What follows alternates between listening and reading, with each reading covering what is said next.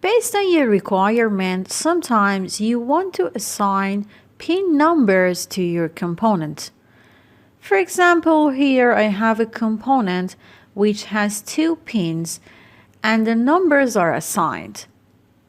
Here, to create such this attribute, you can just use pins area in the Edit Component dialog box. So I'm going to open the Edit Component dialog box again.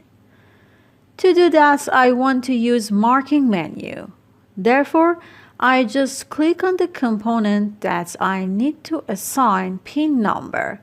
Then right-click on it and I select the Edit component. After that, the Edit box will be shown, and in the Pins area, we have 1 and 2 edit boxes.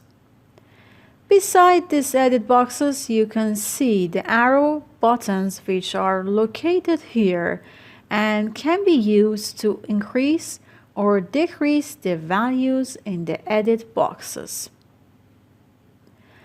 After that, by pressing OK button, the pin numbers as shown here are assigned to the component.